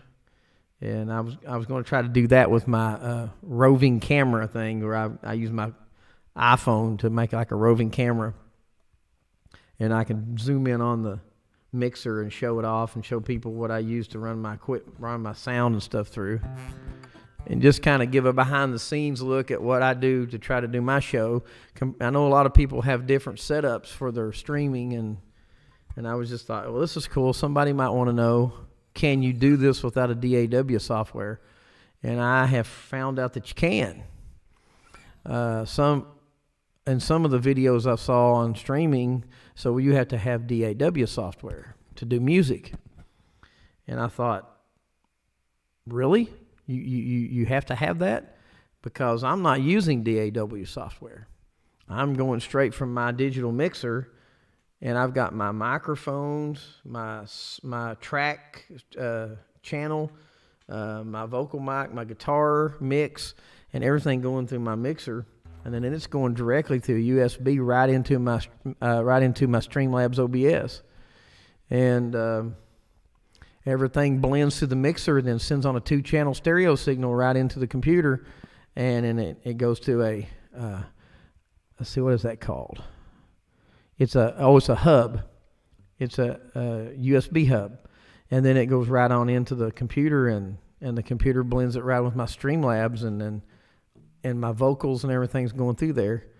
And there's no internal software. I'm not running it through Pro Tools or Stream what's that other Persona Studio One. Some people use that. I'm not running it into a DAW software. I'm going straight into Streamlabs, and that's what I got. So all my reverb and plate reverb and guitar EQs and everything is coming through that mixer over there that's sitting on the table over from me. Okay, done. Okay, cool, Ange. I assume, Ange, you had to take you I'm thinking, when you said shot, I would assume an insulin shot. Most people, when they do that, they're doing the insulin shot. I got a friend who does that.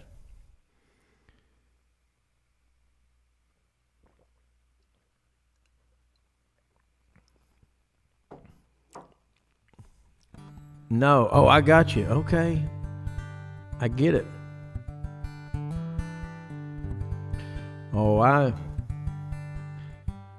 hope that's doing okay for you, Ange. I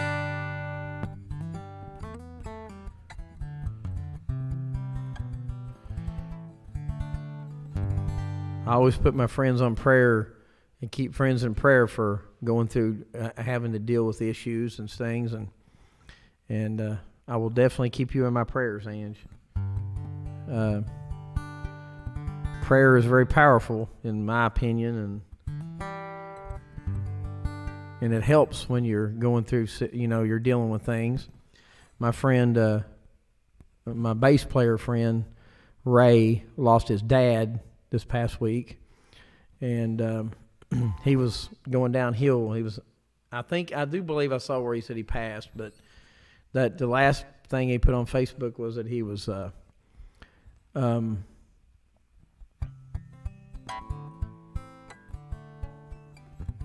that's how you cope. Well, that's good. That's good, Ace. It's good to know. Don't hope I didn't say anything out of line by that. I don't want to make anybody feel, you know what I'm saying. But yeah, Ray, it was, and he said prayer is powerful, and I said yes, it sure is. I said it can do a lot of great things. So doesn't hurt to have that.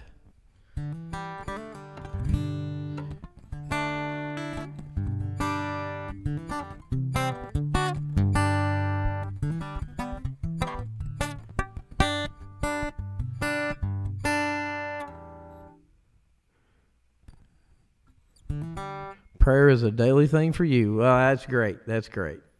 It is me too. It's how I get through my teaching day, to be quite honest. I find myself, with the way society is today, I find myself asking the good Lord to get me through the day and help me make the right choices and the right decisions and everything. And when you're dealing with teenagers and the way the world is now, it is very easy to sort of just get things on your mind, and so I always ask, for help and coping with how to handle situations that pop up. And because we get a lot of kids coming from home situations that you would not believe that happens to them, and they bring that into the school, and they, they're hard anyway they are, and then you add on to all the other junk that goes along with it, all the other modern situations and lack thereof mentoring, lack thereof parenting, that happens a lot. We see that, and man, you got a lot of personalities that come at you at once, and you don't think you're going to say something. You might think you're kidding or something, and then they take it the wrong way, and you go, whoa, I wasn't meaning that. I was just kidding with you. And you don't know what they were dealing with that morning, the night before. And you're trying to put a smile on their face and joke around, and they're not in a mood to joke around. They take it offensively, and you go, well, okay, cool, okay. I didn't mean that, I was just trying to make you laugh, make you put a smile on your face. And you used to, every kid, when I first started doing this gig, every kid knew you were, was just laugh right along with you. And now it's just anymore, you just got to watch how you handle things. Look at you and Rhea's personalities. You guys are comedians. Your personalities are great in my book. I think you guys have been really good switch friends, and I appreciate all that you all taking me and shooting me advice and all that. And I have got to fix Rhea's request on this camera, so I have got to find me another camera stand, because she is absolutely right. And I tried to get that camera to come up the other night, and I had to lean the dadburn thing. So I'm going to try this arm I got, and you offend many people. I don't know, Rhea. I've never seen you offend anybody so far since I've known you doing this. And I've got to get that squared away. I've got to figure out how to get that camera angle just right. This stand is just not the right stand. And I tried to raise it up, and it wouldn't angle for me.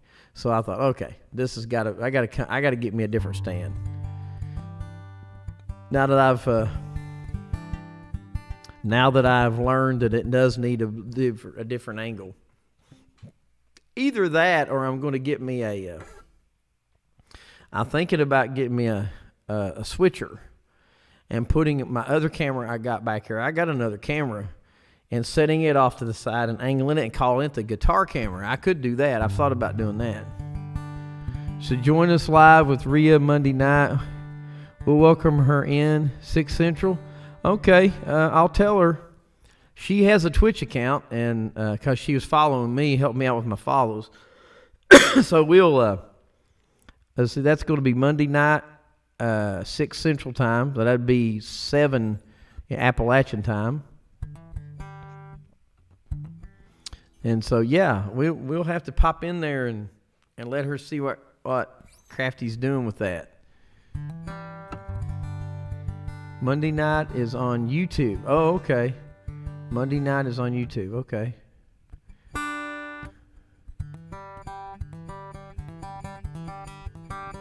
So you don't do it on Twitch on Monday night. Monday is on YouTube. Okay. That's cool.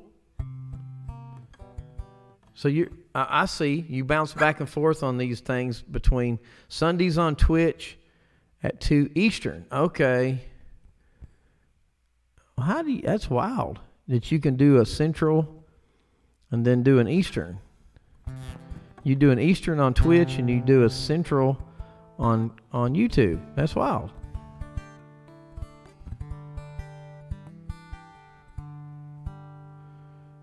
She is a bouncer. I got choked up on that one. Oh, man. She is a bouncer. You've been on YouTube for years. I get it. Okay, now that makes sense. That makes sense. So YouTube is your main to-go place. No, I was just putting my time because I couldn't remember the time zone. Okay. Oh, okay. I get it. So Ria's on Eastern on both of those. And Ange, you're on Central. So Ange, you come out of let's see. I bet you're broadcasting. You watching out in. If you're on Central Time, are you Indiana? Wisconsin. Oh my gosh, I was way off. Wisconsin. That's pretty cool. I hear it's pretty out there in Wisconsin. You like doing Twitch better than YouTube? You know, I'm wondering about that. YouTube's so daggum strict. I mean, it's just totally strict. I never seen how anything so strict as YouTube. I put live videos on stage on there just for fans to watch, and they keep flashing copyright. Now they let me put it on there. They don't do what Facebook's doing now. Facebook's doing this thing where they mute you if it don't fit Facebook's qualities. Now Facebook's starting to get like YouTube, and they'll just mute your video if you can't show that you have copyright and it's not your tune and they recognize it's a cover tune. They'll put a mute on it, and but I've understood that Twitch, they pick and choose. That's probably true, Ange. And probably if they catch one of your videos doing it, then they just start targeting you full time. You know, Memorial Video for Champs was flagged as copy. You got to be kidding me. That's an original tune. How can they flag that? Oh, man. And they did that and that was done on YouTube? They flagged it on YouTube? Now, how in the world could they say that was against the copyrights?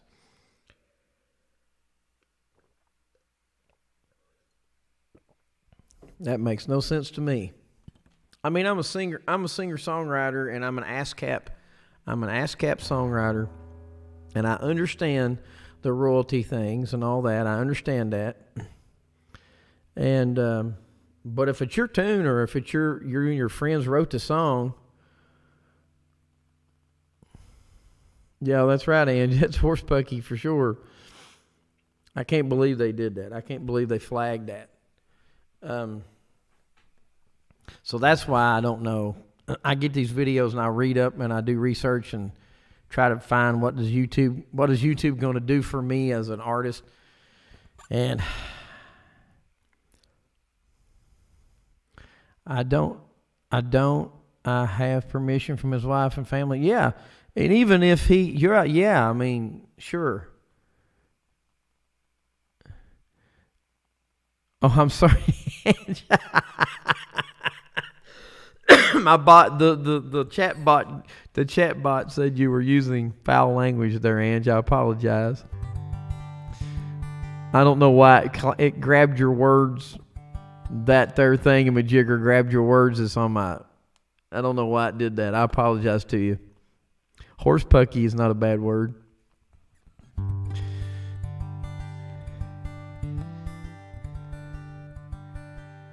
Oh, what is ASCAP? Okay. ASCAP's the Association of Songwriters and Publishers. And it's the same thing as BMI. BMI, ASCAP, CSAC. You belong to an affiliation when you write. And they help you with your royalties and copyrights and things like that. And you register your songs to an association like that. And it helps you protect your songs from being stolen and from other people and things like that.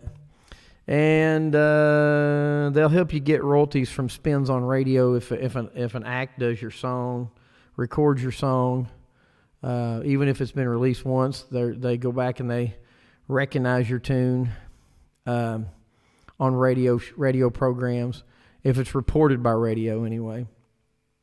And they handle your stream, or not really your stream, but your spins on radio, secondary and primary radio stations. And Chance even gave me his songs, chord sheets before he got sick. I love his heart. I hate to hear about your friend getting sick like that, Crafty. But I thought that was a really touching video y'all did for him, and that was really cool. So YouTube must just be. Man, it deleted all my messages. Oh, you mean that? Oh, I'm sorry, Ange. I apologize, honey. I'm going to have to do some more tweaking on that. My apologies. Yeah, I'll see up through there. I'm looking back up there. Yes, it did, didn't it? I've got to adjust that. I do apologize. You was never here, Ella. Yeah, that's that bot. You know, I told you guys I'm just learning this garbage. Getting used to this. Not garbage, but you know what I mean. I'm just learning how to make all this happen. It's got to be that moderator doing that. I'm going to have to take it on down to 1 or something. I can see if it was a real word but why would it go back and delete all your old messages like that? That's crazy. That is definitely crazy. I got some more reading to do.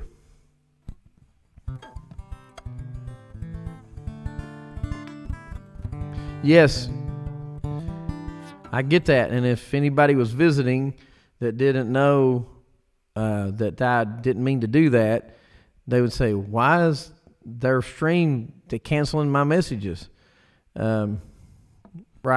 And it's the mod. I'm going to try shutting it down to the lowest setting and see how that does before tomorrow night.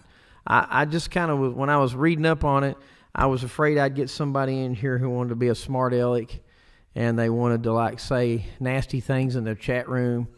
So I read up that if you set it at a certain level, it prevented that from happening.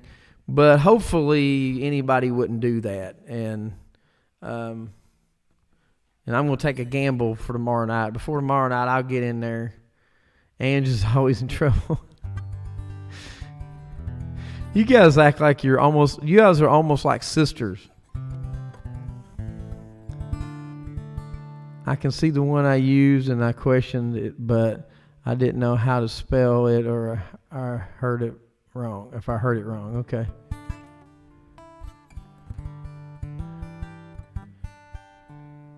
She is mean to you. Okay. Just like sisters, right? That's what sisters do, don't they? Siblings get after one another or do things to one another. So I guess you could be considered Twitch sisters then.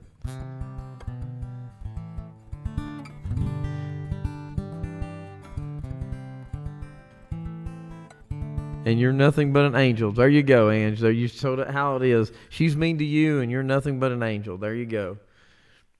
I'm making your card now. Be nice. Oh, Ria's making your card. Oh gosh, guys, I tell you what, it's been a great chat tonight, guys, and I'm gonna have to go use my albuterol. I think it's getting time for me to go grab some meds and things and get in my system and hopefully fight this thing. I got a show to try to do tomorrow night. I'm hoping that I get even better than tomorrow. I'm gonna drink them. I'm gonna do like you said, Crafty. I'm gonna get the tea, the lemon and stuff in the tea and all that tomorrow and try some of that tomorrow morning. I think I'm going to do that tomorrow morning and and try to get everything, just try to rest myself and drink a lot of water and stuff. I've done quite a bit of talking today doing my job, and so anytime, man. It's the other way around. You guys were visiting with me. And coming by and visiting with me. I just appreciate y'all coming in and showing me the ropes and teaching me a little bit at a time and giving me pointers, helping me out with this Twitch stuff. Y'all been great community members, and it's good to get to know you guys, and I've had a fun time chatting with you guys. Lemon and honey, don't forget the bourbon. Okay, for sleep purposes, okay. Well, I kind of got that coding. I don't know. Maybe Crafty can tell me for sure. Doc gave me guafrin with codeine syrup, cough syrup with codeine in it. Am I going to raid someone? I probably won't, because I don't have anybody right now that I know it's on, because I don't have my regular Twitch page up. I'm just going through Streamlabs, and I got to get the hang of that raid. I need to read up on that a little bit. Skip the bourbon then? Yeah, I better not do the codeine and the bourbon together. I might not wake up in the morning. That will make me sleep. Okay, I don't know which is better, the bourbon be better or the codeine. So the codeine will make me sleep better and help me out with that, and that's what they told me to get. They provided that, and then I got the albuterol spray. They got me doing that, but that's all they've done so far. And I'm just beginning to wonder if I'm starting to get the bronchs down in the bronchial passages. Yeah, that's great. Thank you for that advice on the rating. I need to sit down and read up on that and find out how you do it and what the procedures are for doing it. And I'm going to try that one night. I might try that tomorrow night and give it a shot. But I probably need to sit down and look at the play-by-play, step-by-step instructions that Twitch has on how to do that. Because I tried to do it the other night and I typed something in wrong. I didn't do it right, and it kept kicking me back. And I got to wondering if it had something to do with the fact that I'm not affiliate fully yet. And I wondered if that wouldn't be the problem. And so it might be that. It might be that since I'm not affiliate yet, that it doesn't let me go ahead and do the raid part. So I don't know. But I'm going to try it. I'm going to try it out. I just want to read up on it some more, and I'll learn how to actually make the phrases right and play around with it, and then maybe tomorrow night I'll try to do a raid. Just type /raid in the person's name. Yeah, I tried to do that, and it kept going. Okay, like type /raid frankly playing. So you skip a spot. Okay, you skip a space. I think I was putting it according to just like that, because the things I was looking at said put brackets around it. Okay, you can still raid before affiliate. I get you.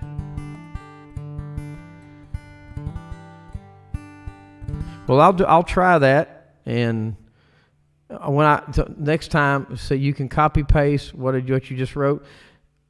The only thing is, I'm not in my original Twitch channel. I am only in my Streamlabs, I didn't bring my Twitch page up in behind it on my software or on my browser. So I know I have to do that on the browser.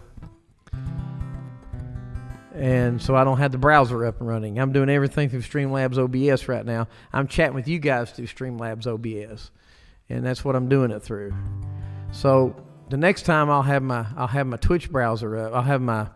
It's actually called Safari on my Mac. I'll have that up, and then I'll have my Twitch page up along with my Streamlabs, and I'll know I can do that way I can be in my chat room, and I can do the raid. Because I don't believe I can do it through Streamlabs. I think we talked about that the last time, I think. And I just didn't have it up that one time. So, but I'll play some more with it, and the next time we do, I'll do a chat or do a stream. I'll see if I can't. Can I type in chat now? No, I'm not. I'm actually not logged into it. To be honest. I might try to get in it. Hang on and see if I can get in it without messing anything up. It might let me. We'll see if it lets me do that without goofing anything up.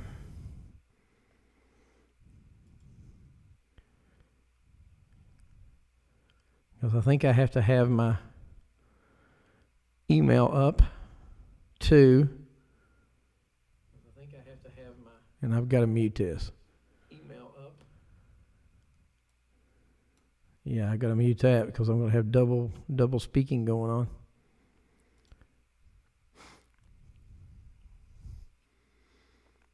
Okay, let's see here. Oops. I got two monitors here, and my cursor was disappearing. There we go.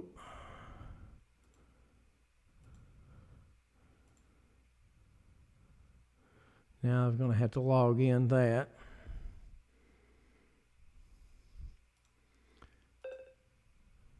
$206.96. Okay. Let's see here. 696. Okay. Let's see if our chat will come up now. Okay, let's see here. Copy and paste.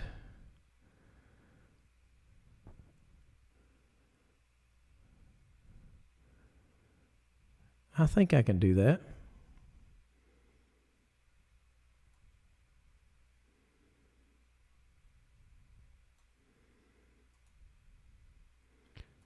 Let's see if that works.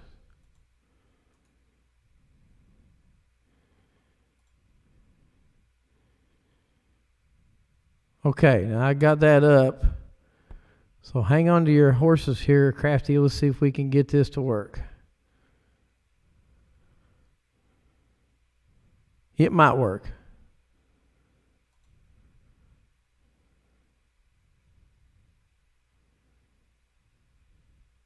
Saddle up, Ann says. I did the copy paste, but I don't know.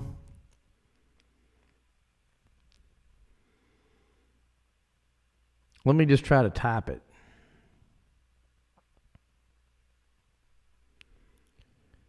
Because I did exactly what you did. You might have a space in front of the, okay. I see what you mean.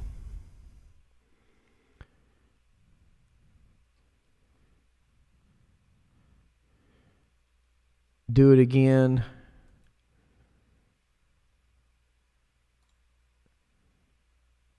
And don't have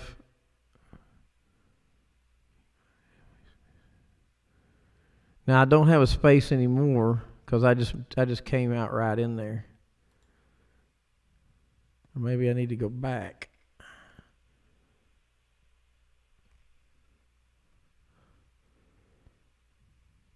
And you just hit the chat button, right? Like you just hit, like you're going to send it to the chat room.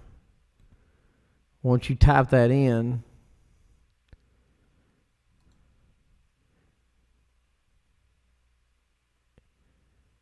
I don't know what's going on.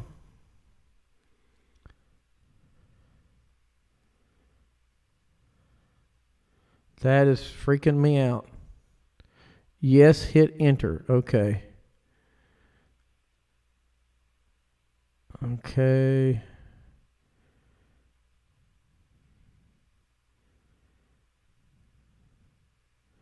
Yeah, does it go together? That's what I'm wondering about. Does it have a space in it? Because I got a space between the raid and Frank.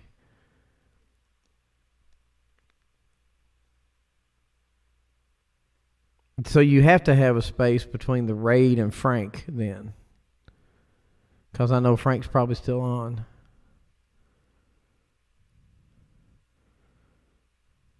I've got /RAID. I don't have a space after the slash. Let's see. I don't have a space after the slash. Let me look back up here. Maybe I need a space. No, I guess I don't need to do that.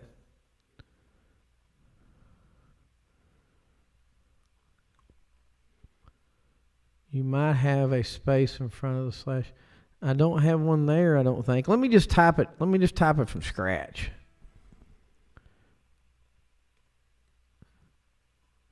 Okay, let me just type it over. There's no space for the okay. You don't have to put a semicolon in there, do you? Okay, let's see what happens. Let me get the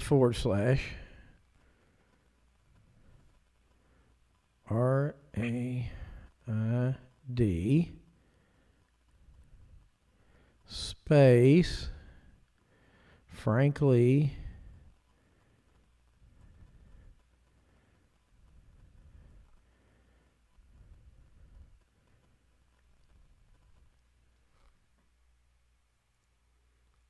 there's two.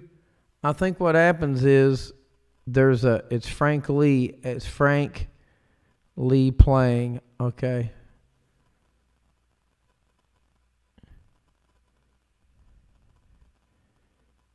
Play.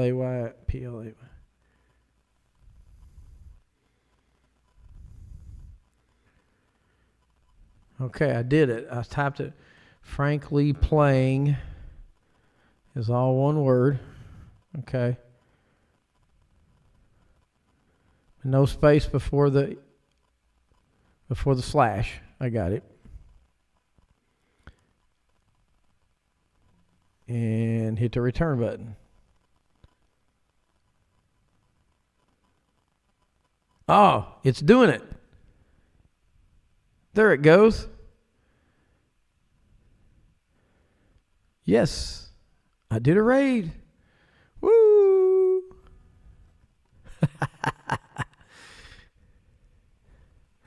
Let's see if I can get a message out. I've got this guitar in my lap.